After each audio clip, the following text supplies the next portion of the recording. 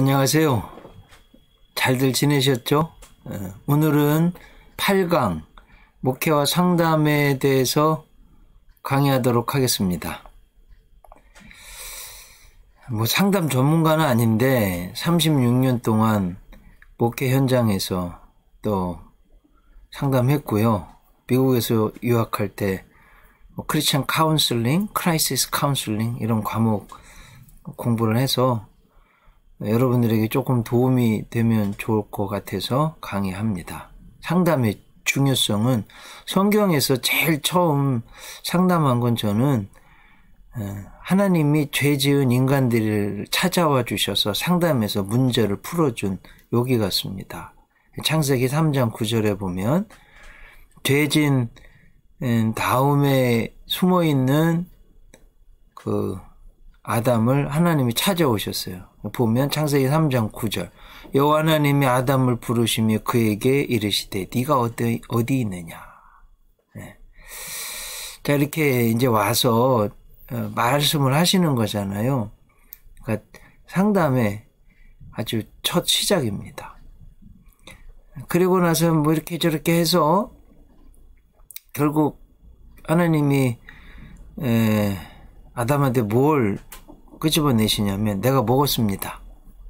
자기 죄를 드러내게 하시는 거예요. 12절 보면 여자도 마찬가지죠. 내가 13절에 먹었나이다. 자기 죄의 문제를 이제 끌어내는 거예요. 물론 이것 때문에 사망이 오고 했지만 성경을 상담이라는 관점에서 보면 어쨌든 그 문제가 잘 정리가 되고 하나님의 방법에 의해서 상담을 통해서 그리고 이제 결론을 보면 21절에서 여호와 하나님이 아담과 그의 아내를 위하여 가죽옷을 지어 입히시니라. 하나님의 은총과 긍휼로 죄를 지어서 죄가 왔지만 결론을 보면 그래도 하나님이 개입하셔서 상담을 해주셔서 어느 정도 문제가 해결된 은총을 받게 된 이런 본문입니다. 최초의 상담이라고 봅니다. 이렇게 볼 때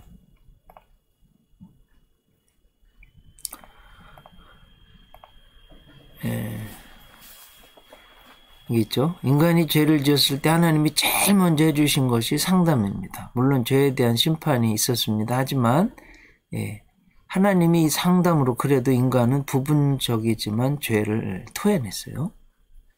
그리고 하나님이 이 죄에 대한 해결책을 듣게 되었습니다. 그리고 그 죄에서 구원받은 원시 복음이 나오게 된 겁니다. 너무 중요하죠. 이 상담의 끝은 죄를 지은 인간임에도 불구하고 하나님의 따뜻한 보살핌으로 끝납니다. 그래서 사실 인간이 살 수 있게 된 겁니다. 이것이 하나님의 인간에 대한 첫 상담이에요. 너무 중요하죠. 저는 상담 중에서 제일 중요한 걸 내 속에 있는 문제, 죄를 토해내는 거라고 봐요. 잘 들어줘야죠. 그걸 잘 듣고서는 그 사람의 문제, 그 사람의 죄를 토해내게, 드러내게 하는 거. 이건 너무 중요합니다. 사실 제가 이제 미국에서 유학할 때 생활 때문에 1년 동안 버스를, 스쿨 버스, 학교 버스를 모은 적이 있어요. 미국은 고등학교까지 학교에서, 국가에서 학생들을 태워다 주고 태워오고 합니다.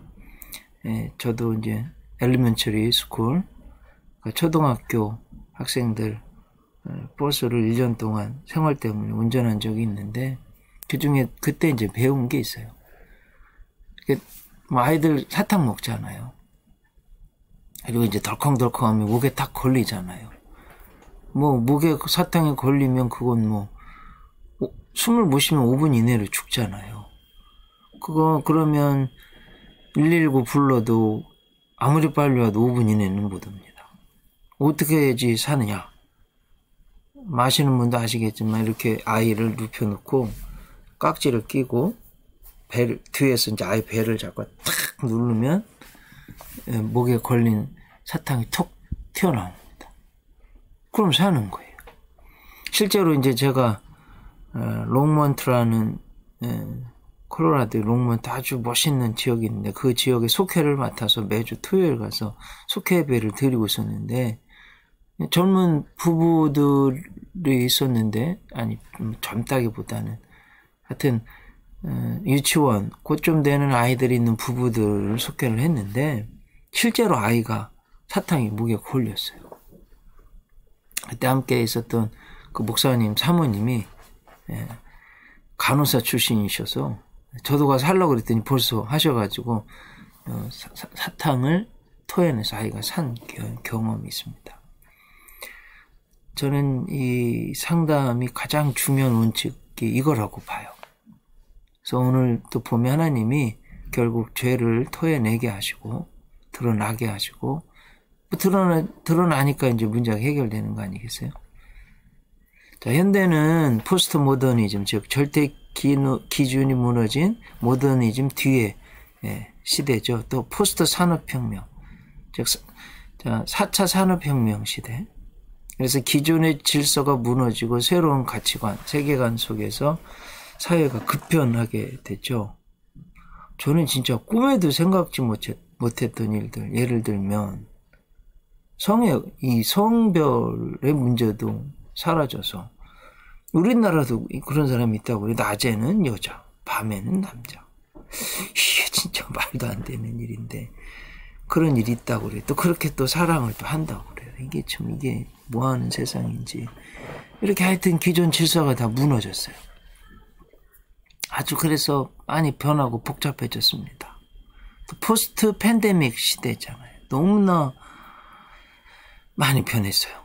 자, 이로 인해서 발생하는 인간 생활에 심각한 문제가 생겼습니다. 그래서 인간의 내면 세계, 관계에 문제가 생겼어요. 네. 그래서 상담이 필요하다는 거죠. 여기에서 이제 인간의 죄에 대한 근본적인 문제를 발견하고 죄를 토해내게 하고 해결책을 제시하여 하나님의 영광을 위해 살도록 하는 목회적 상담, 성경적 상담이 너무나도 중요해졌습니다. 자, 전도자의 삶은 사실 상담과 신방은 뗄래야 뗄 수 없는 관계입니다. 근데 이제 상담을 하려면 심리학을 알아야 됩니다. 자, 목회 상담의 전제가 있는데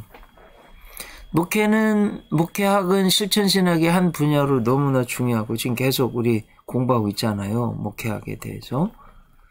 동시에 상담의 역사는 태초부터 지금까지지만 상담학의 역사는 그렇게 오래되지 않았습니다. 또 그 상담학은 인간 심리를 알아야 하기 때문에 심리학을 기저로 하고 있습니다.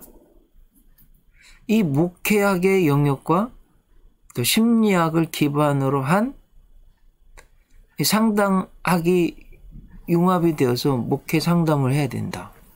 이게 이제 아주 굉장히 중요한 목회 상담의 존재입니다.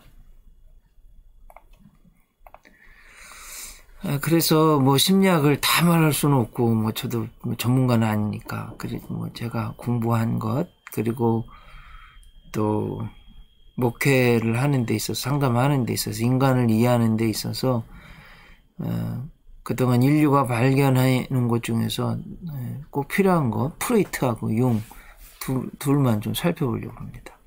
지금은 프로이드 독일 사람이죠. 정신분석학 전문가인데 세 가지 말했어요.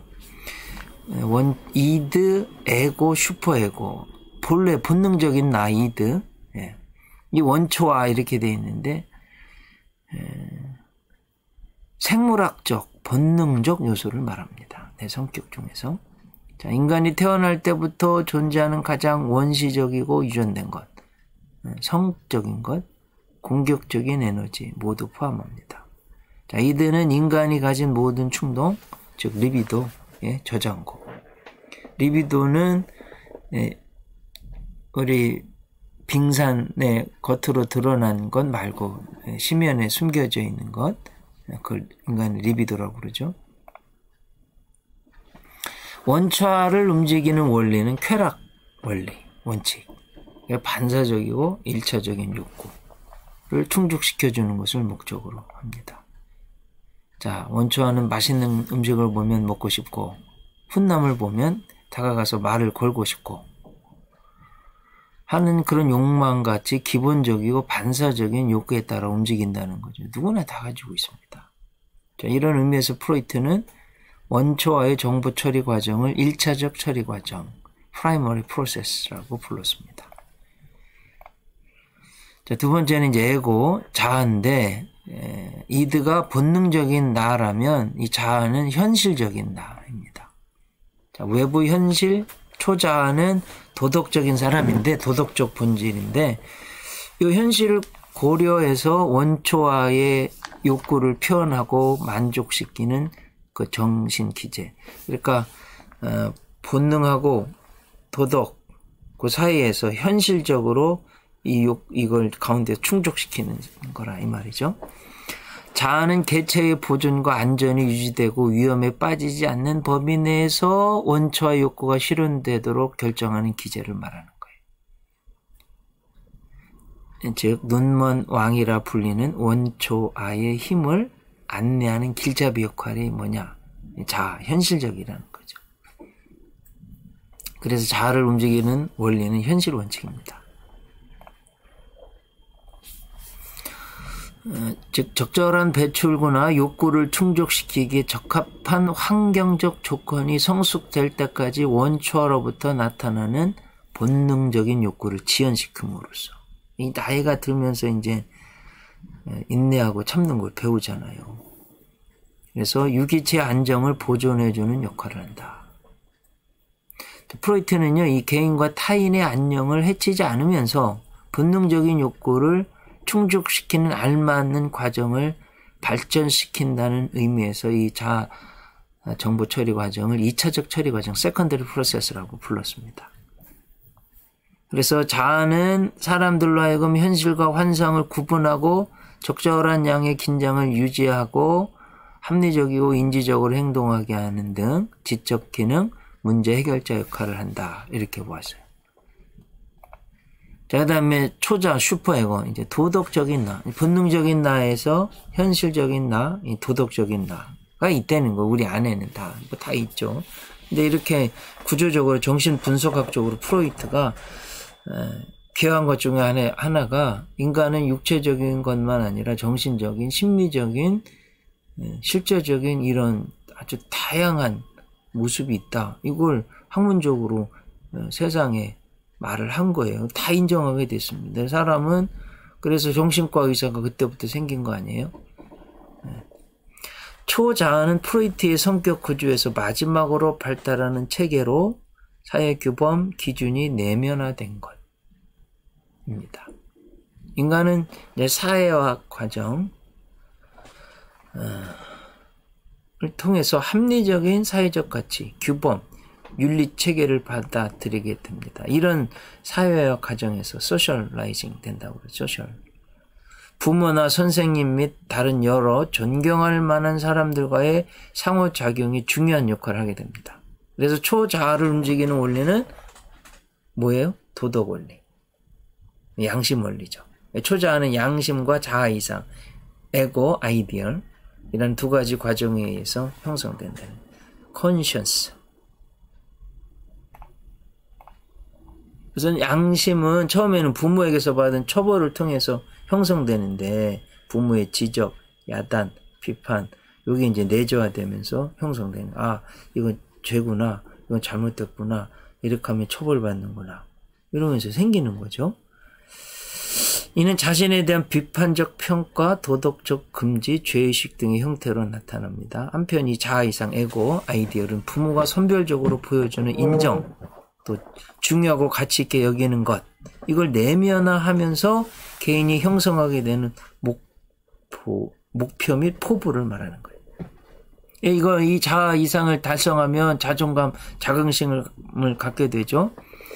개인의 판단 기준이 부모의 통제에서 다 자아 통제로 바뀔 때 초자아는 완전한 형상을 갖추게 되는 거죠. 공자는 이걸 이립한다고 그랬죠. 40에는 불혹, 유혹에 흔들리지 않는다도 말하고. 이걸 좀 도표로 보면 좀 좋겠습니다. 이제 프로이트가 말한 정신 분석 세 가지로 본 거예요.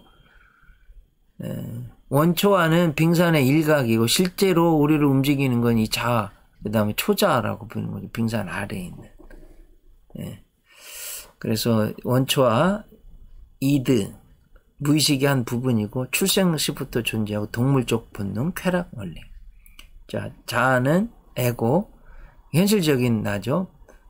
원초와는 본능적인 나고, 원초와와 초자아를 조정하는 역할.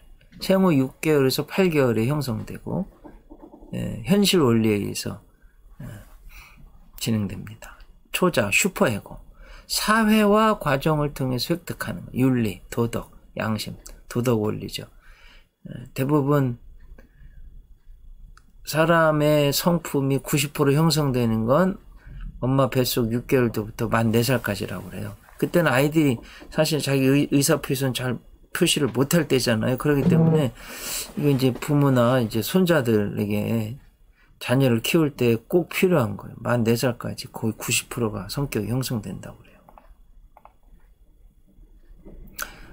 이렇게 이제 이 도표로 이 빙산으로도 설명할 수 있게 정신 분석학. 여기 보면 까맣게 해서 오른쪽에 그림에 보면 컨셔스, 의식의 세계고요. 그리고 아래 하얀 건 무의식의 세계예요. 즉 에고는 프리 컨셔스, 그리고 저 아주 본능 아래에 있는 건 언컨셔스라고 보는 거예요. 그래서 사실은 더 많이 우리가 깊게 봐야 된다고 할 때는 저 본능, 심양 깊은 곳에 있는 이런 걸 다 이해할 수 있어야 된다. 이렇게 프로이트가 말하는 거죠. 인간의 적응을 방해하는 요소를 무의식 속에서 동기로 작용하고 있는 억압된 충동으로 보는 거예요. 상담 목표가 뭐냐 그러면 내담자로 하여금 자신의 무의식적 행동 동기를 내가 왜 이렇게 할까? 그럼 내 속에 이런 본능이 있었구나? 이게 왜 형성됐지? 이렇게 있는 걸 알고 통찰을 할 수 있고,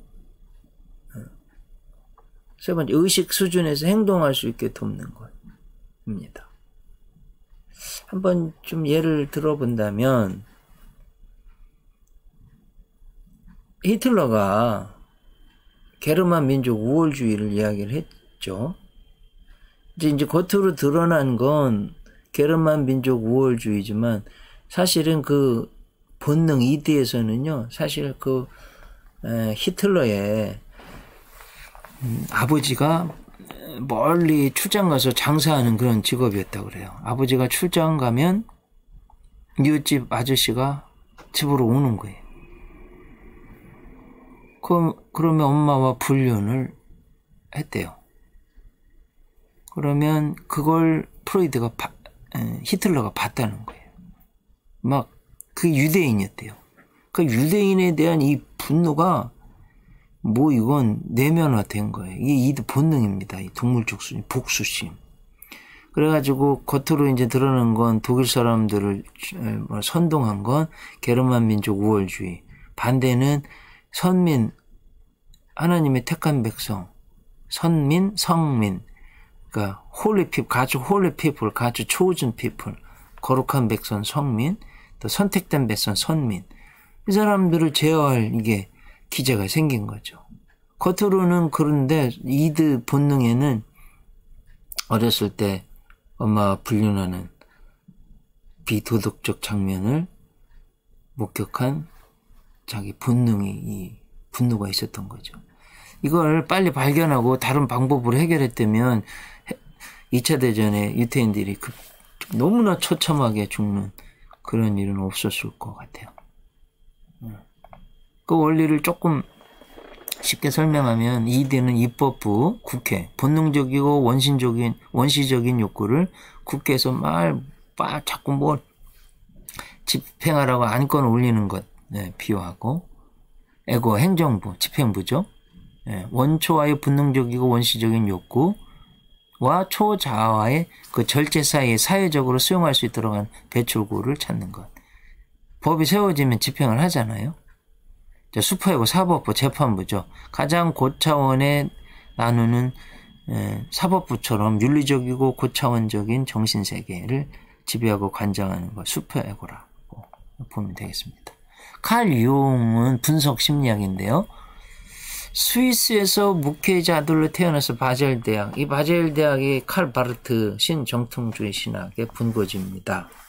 거기서 의학을 전공하고 쭈리 대학 정신병원에서 심리학자가 됐어요. 의사로 공부하는 중에 정신병원, 이게 이 심리학이 더 관심 있어가지고 하여튼 심리학자가 됐습니다. 그 칼 융의 가장 큰 발견 중 하나가 컴플렉스라는 개념을 정리하고 분석 심리학을 확립했다는 겁니다. 자, 융은요, 프로이드와 신분이 있었는데 그 프로이드의 정신 분석학을 비판적으로 검토하면서 융은 1913년 프로이드의 그 리비도의 정의를 확대시킨 자신의 심리학을 분석 심리학으로 공표하면서 프로이트와 그 학파와 결별했어요. 그래서 융의 새로운 학파의 이름을 분석 심리학이라고 했습니다. 성격에 대한 정신 분석학보다 덜 결정적인 입장을 택했다 하는 거예요. 그래서 어떤 성적이거나 공격성을 덜 강조하고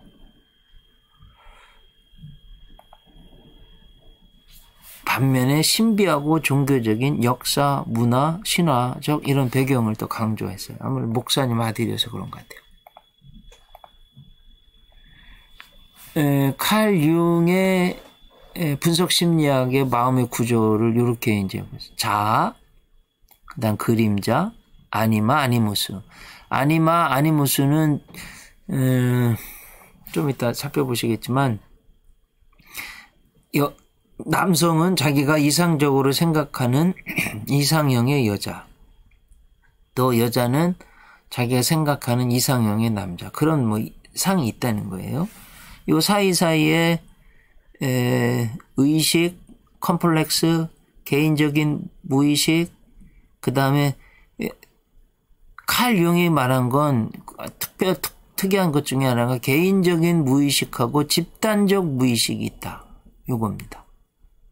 그리고 그 핵 안에 마음의 구조 안에 내가 있다. 자기가 있다. 이렇게 이제 인간의 마음의 구조를 이렇게 분석해 본 거예요. 그러면서 이제 그가 페르소나라는 게 이게 이제 한마디로 가면이에요. 가면. 라틴어 같은데요. 페르소나. 그러니까 내 본능이 이렇게 있는데 이걸 나를 도덕적 가면 또 양심적 가면을 쓰고 있다는 거죠. 행동, 그리고 집단사회일 때 행동 규범 또는 역할을 수행한다는 거예요. 뭐 누구나 다 그렇잖아요. 여러분 왜 도서관에 가면 공부가 잘 돼요? 사람들이 나를 봐주기 때문에 내가 더 훌륭한 사람이라는 이런 어떤 그 대기에서 와칭의 힘이 대단하잖아요. 이걸 한번 여러분 어떤 속해나 목양에서 적용해 보세요. 굉장히 효과가 있습니다. 와칭의 힘. 네, 누군가가 나를 봐준다 하면 더 잘하는 거예요. 그림자. 성격의 부정적인 부분을 말하고 개인이 숨기고 싶은 모든 불쾌한 요소들. 그래, 우리 특성 중에 열등하고 가치없고 원시적인 부분. 어두운 부분 다 있죠. 융은 모든 사람에게 그림자가 있다는 것을 강조했습니다. 뭐 그림자가 없는 사람이 어디 있겠어요? 근데 이제 이걸 그러니까 스탬블링 블락 걸림돌만 너 만들지 말고 점핑 스톤 이 그림자를 그러니까 디딤돌로 만들어야죠. 이제 강의를 듣는 우리 모든 분들 그렇게 되시면 좋겠어요. 되시면 그러니까 얘 마포삼열 사무엘 모페 선교사인데, 장로교 선교사인데요. 평양에서 복음 전했는데, 유복준 장로님이란 분이 깡패였는데요. 어쨌든, 뭘 팍 던졌다고, 돌을 던졌어요. 얼굴에 맞아가지고 찢어져서 상처가 났는데, 이 마포삼년 목사님이 한 텀이, 이제 선교사 텀이 지나면 안식년 갔잖아요. 그 미국에 가서 설교를 하는데, 그 유복준 나중에 이제 장로님 됐는데 깡패가 던져서 찢긴 그 상처만 봐도요, 성도들이 은혜 받고 헌금 많이 했다고 그래요. 그러니까 어두운 폭력의 흔적, 상처인데 그것이 오히려 스칼이 스타가 되는 그런 일이 있다는 거죠. 여러분, 그림도 보면 굉장히 밝고 환한 그림도 보면 어두운 짙은 색이 없이는 그게 표현이 불가능한 거예요. 그렇게 보실 수 있길 바랍니다. 이거 아니마 나왔네요. 아니마는 남성 속에 들은 생명을 목표로 하는 요새 원형, 이상적 여성의 이미지. 아니무스, 여성 속에 들어있는 이상적 남성상. 자, 이 둘은요, 출생 직후 어머니와 아버지를 통해서 최초의 상이 되고, 인간이 이성에 끌리는 이유도 아니마와 아니무스 때문이에요. 그래서 이제 여기에 대해서, 아들이라면, 엄마는 내 사랑인데, 아니, 아빠가 끼어들어오네요? 여기서 이제, 오이디푸스 신드롬이 생기는 거고, 이러는 겁니다. 이해되셨죠? 자, 융은 현대 인류가 이러한 측면에 관심을 갖게 된 데는 프로이트의 공헌이 크다고 인정했지만, 그림자는 완전히 없앨 수 있는 것이 아니기 때문에 최선의 방법은 그림자 화해하는 것이라고.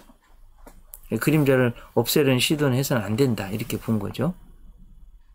자기 가장 중심에 있는 마음 전체 중심이죠. 마음의 발달이나 변형, 작용, 근원적인 원점이 된 원형.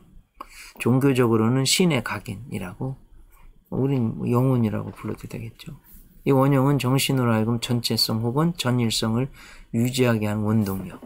그래서 내 자아, 내 마음이 흔들리면 안 됩니다. 융은 또 컴플렉스라는 개념을 최초로 발전시켰는데요. 컴플렉스는 열등감이라는 뜻으로 여겨질 때가 많은데, 열등감 컴플렉스는 다양한 컴플렉스 한 종류일 뿐이에요. 컴플렉스는 말 그대로 복합체라는 뜻이고요. 컴플렉스, 복합적이다. 컴플렉스, 이런 뜻입니다. 무의식 속에서 연합해 있는 감정, 사고, 기억의 그룹을 말하는, 그게 이제 감정, 사고, 기억이 컴플렉스 돼 있다, 우리 안에. 그래서 여러분, 이제 여기서 성 어거스틴이 말한, 제가 시간을 한번 짧게 말씀드려 볼게요. 어거스틴은 이렇게 말해요. 시간은 영혼의 팽창이라고 보았어요.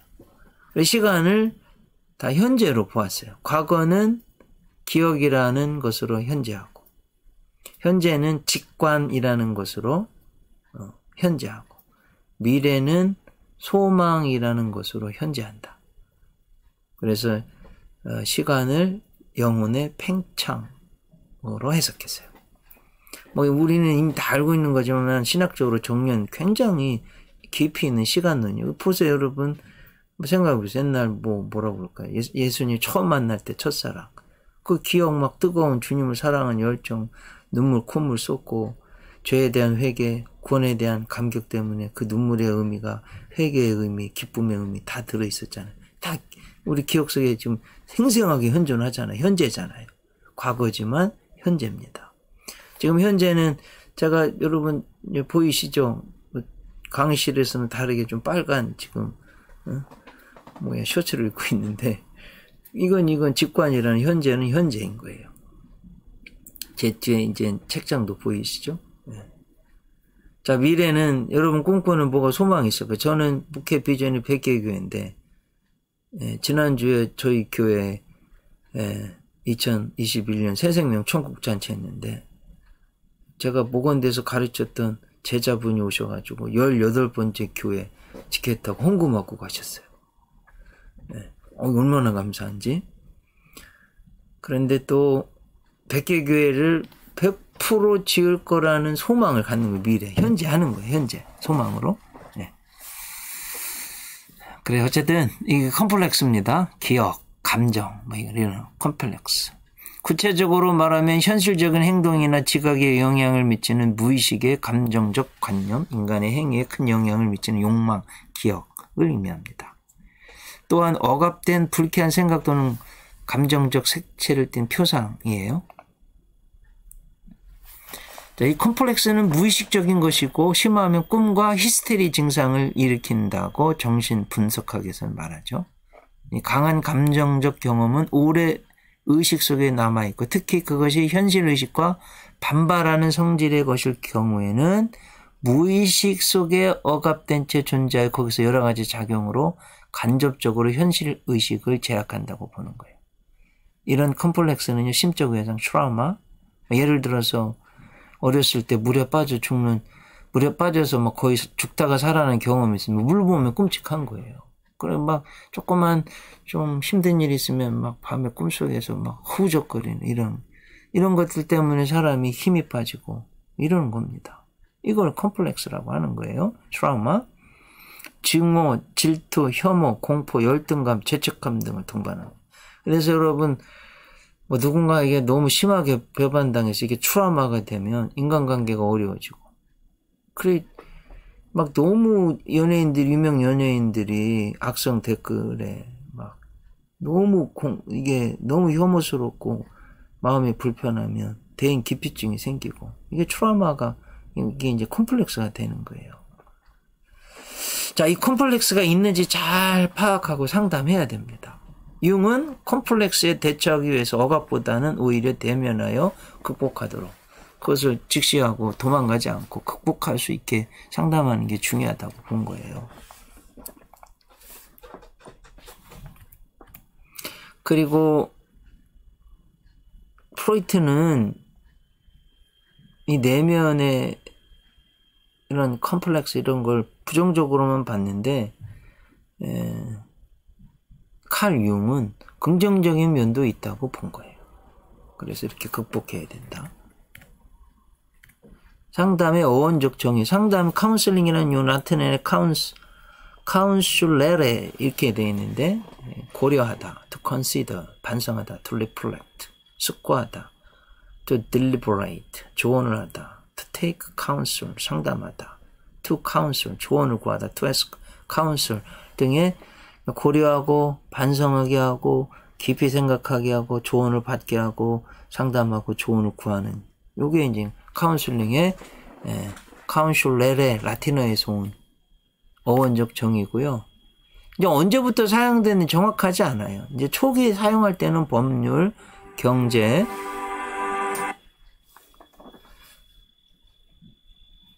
종교 등의 영역에서 도움을 주는 변호사, 고문, 조력자를 뜻하는 용어로 사용되었어요. 교육계에서는 이 말이 사용된 것이 직업지도 vocational guidance라는 용어 1908년부터 사용됐습니다. 오늘날 우리가 사용하는 의미로 상담이란 건 윌리엄스란이라는 분이 1930년 How to Counsel Students라는 저 책을 낸 때부터인데 이 책에서 상담의 개념을 체계화해서 대략 1939년부터 왔습니다.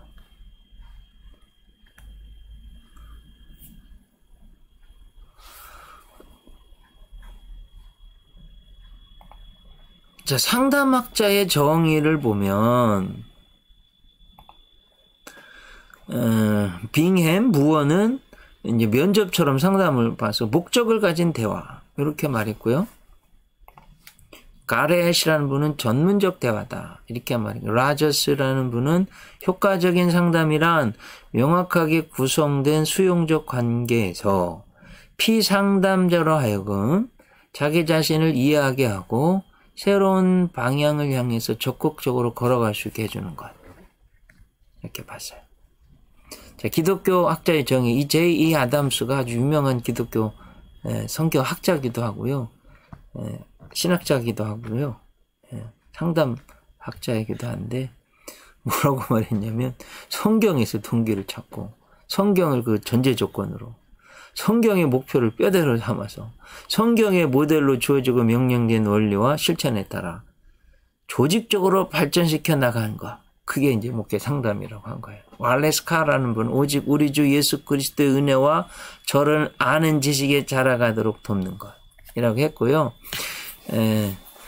이제 홍인종 교수님, 신학대 교수님인데 아주 이분이 정의가 좋아서 제가 가져왔습니다. 목회적 차원, 교회와 신앙을 고려하면서 목회자, 상담자가 교인, 내담자의 내적, 그러니까 영적이고 정서적이고 감정적이고 행동적인 그런 내적, 그리고 관계적, 가족, 타인, 또 하나님과의 관계적 문제를 성경적 진리, 그 권위를 손상시키지 않으면서 기독교적 세계관을 가지고 다양한 상담적 이론과 실제적 기법들을 사용하여 해결하는 모든 과정. 굉장히 광범위하게 정의를 해놨습니다. 저는 이제 상담의 원형을 우리는 목회자니까 어느 J.E. 아담스가 성경적 상담학에서도 대단한 대가인데 제자들이 찾아와서 물어봤을 때 상담 어떻게 하면 잘하겠습니까 했을 때 성경을 그 시간이 있으면 성경을 열심히 읽고 성경대로 하면 다 된다. 이렇게 말했다고 그래요. 하여튼 상담의 원형을 저는 예수님 요한복음 4장에서 그 사마리아 수가성 우물가의 여인을 생각합니다. 어떻게 했냐? 이제 피곤하실 정도로 걸어서 수가성까지 가셨잖아요. 상담을 할 때는 꼭 찾아오는 것도 중요하겠지만 찾아가는 것도 필요한 것 같아요. 영혼권의 열정, 그리고 상담을 통해서 구원했다는 거죠. 그 수가성 우물가 여인을 만났어요. 문화적 성별의 장벽을 넘었죠. 이게 바깥에 했기 때문에 또 가능한 것 같아요. 그래서 제가 초창기부터 목회학에 대해서 전해져 내려오는 어떤 교회의 전통 중에 하나, 이성과는 한 방에서 만나지 않는다. 이모가 와도 한 방에 있으면 어거스틴은 문을 열어놓았었다. 이런 거. 근데 예수님은 바깥에서 만나니까 이게 문제가 안 되잖아요. 공적인 어떤 장소니까. 이런 것도 좀 잘 생각해 보셔야 됩니다. 가셔서 즉 상담하셨죠? 네. 눈높이를 내담자에게 맞추셨어요. 그 여인에게 가서 그걸 다 앉으시고 그 여인의 눈높이, 그 여인을 이해하고 또 여인의 컴플렉스를 정확히 파악하시고 드러내게 하셨어요. 여러분 어디 조금 그렇지만 종양이 있다. 어디가 썩었다. 그거 어딘지 드러내지 않고 그 치료가 가능한가요? 마음에도 똑같이 상처나 곪은 게 있을 수 있는데 그걸 사람들은 못 봐요. 성도들은 잘 보지 못해요. 제가 이제 상담을 해보고 하면 분석을 해보면 자기의 단점이나 컴플렉스나 트라우마나 또 부모에게서 제가 한 분을 상담한 적이 있는데 말할 수는 없지만 여러분만 이렇게 아세요. 너무나 어렸을 때부터 어렵게 자랐어요. 아버지가 폭력적이에요. 그러니까 본인은 이게 입만 열면 돈. 교회 성도님인데 돈. 결혼을 실패하고 새로운 지금 여자친구를 만나서 지금 제가 말씀드리면 한 60대 초반 되시는 분이에요. 이게 부부 관계가 돈. 그러면서 결국은 이게 자기 뜻대로 안 되면 너무나 어렵게 살았기 때문에 이제 폭력적이 되는 거예요. 폭력적. 그러면서 이제 상담하러 와서는 자기를 싹 포장해요. 근데 이제 한 2시간 그분이 하는 이야기를 가만히 들어주니까 결론을 보니까 그가 살아온 삶의 과정에서 아버지가 폭력적이셨고 일찍 돌아가셨고 너무 어려운 데에서 자라면서 돈이 없으면 안 된다. 이게 완전히 트라우마가 돼서 부부의 관계에 있어서도 돈이 더 중요한 거고 이렇게 돼서 이걸 보여드리게 했습니다. 이걸 빨리 봐야 돼요. 그걸 캐치해낼 수 있는 그런 있어야 됩니다. 그 여인의 필요를 정확하게 아시고 제시해 주셨어요. 지금 있는 물을 먹지만 내가 주는 물을 먹으면 영원히 목마르지 않는. 그게 뭡니까? 메시아를 믿는 거죠. 내가 메시아다. 뭐 이렇게 하셔서 그 여인의 콤플렉스를 극복하고 새로운 길로 나아가도록 도와주셨잖아요. 물동이 버려두고 사마리아 성에 가서 복음을 전했잖아요. 너무나 중요한 거죠. 상담과 기질, 이제 상담을 하고 성도를 파악하는데 기질을 조금 알 필요가 있는 것 같아요. 그래서 말씀드립니다. 서양 의학의 아버지라고 부르는 히포크라테스. 의사들 때 히포크라테스 선서하잖아요. 히포크라테스가 평생을 이렇게 보면서 사람의 성격을 4가지로 나눠 놨는데 수천 년이 지났는데 지금까지도 좀 결정론적으로 딱 저 사람 이렇다 이렇게는 안 되겠지만 어느 정도는 그 사람을 파악하는데 유용하다. 다혈질, 담즙질, 우울질, 점액질 4가지 유형으로 구분했어요. 다혈질, 뭐 대표적 베드로죠. 쾌활하고 생기발랄하고 원만한 대인관계. 불쾌함 등 금방 잊어버리고 늘 인생을 즐기며 살려고 하는 사람.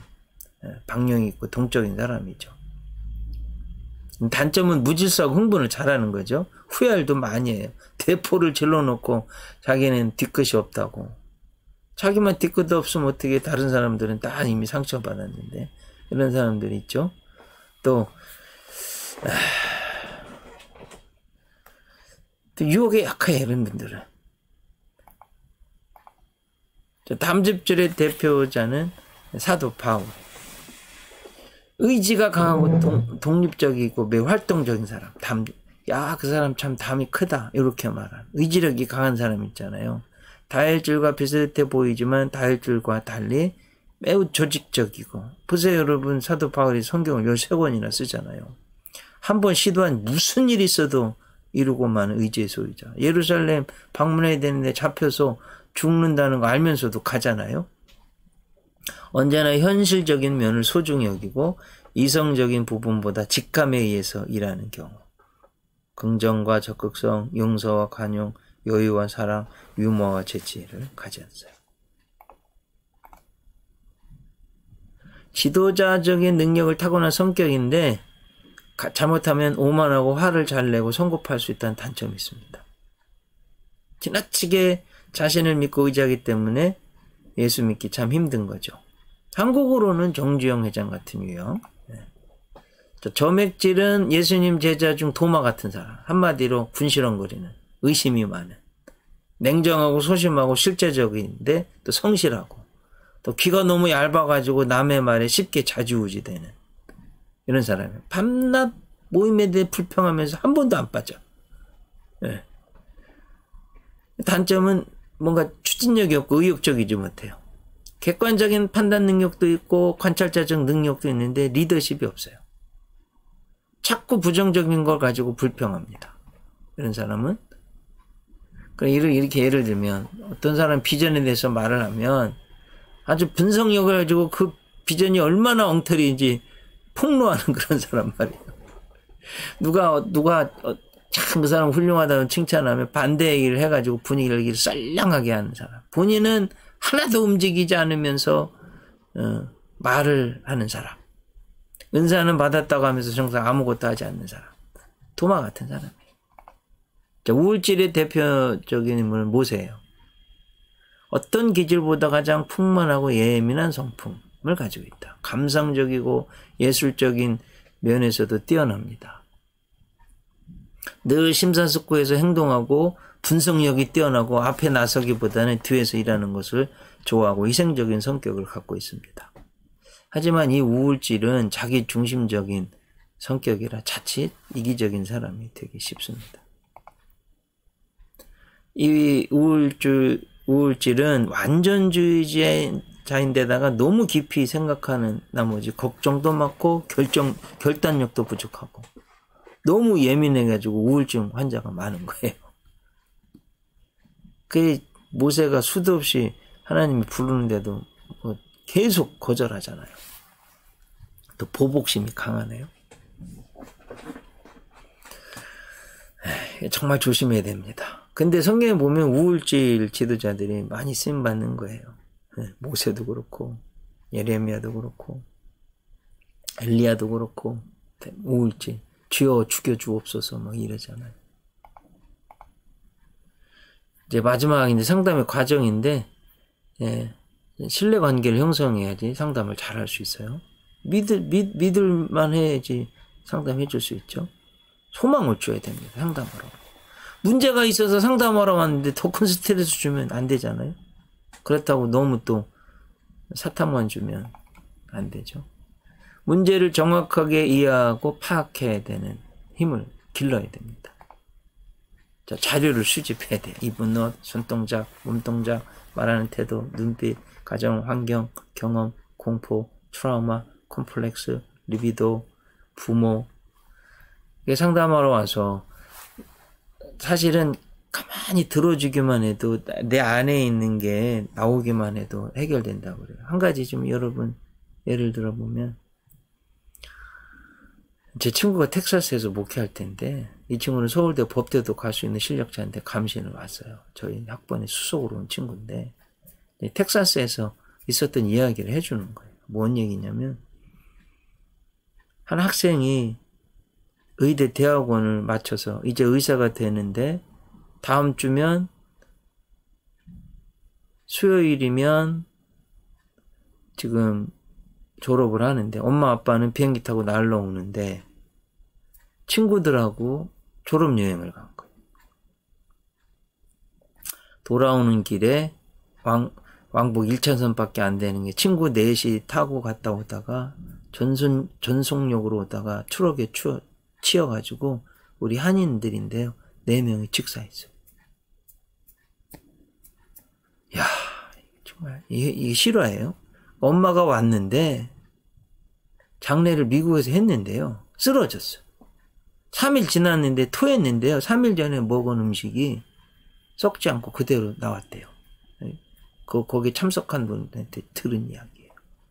그런 여러분, 그 엄마가 미국 유학시키는데 돈이 얼마나 드는지 여러분 아시죠? 억이 들어갑니다. 그 고생을 해서 키워서 이제 다 과정을 마쳐서 졸업하고 이제 의사가 되는데 그 마지막 순간에 죽었으니 참 얼마나 기가 막힙니까? 그러니까 그 이야기 듣고 깜짝 놀랐어요. 3일 지났는데 음식이 하나 소화가 안 돼가지고 그냥 나왔다는 거예요. 하여튼 그런 것들을 다 파악해야 됩니다. 그 자료를 이제 해석해야 돼요. 문제가 뭔지. 그 성경적인 신앙적인 권면을 합니다. 이제 변화돼서 열매 맺도록. 예수님이 수가성 우물가 여인이 완전 변화됐잖아요. 숨어 다니는 여인이 분명 제가 볼 때 죄 안 졌을 것 같아요. 네.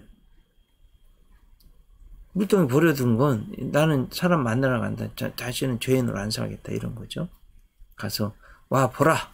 내가 행한 모든 것을 말한 사람 와 보라. 그리스도가 아니냐. 이렇게 된 겁니다.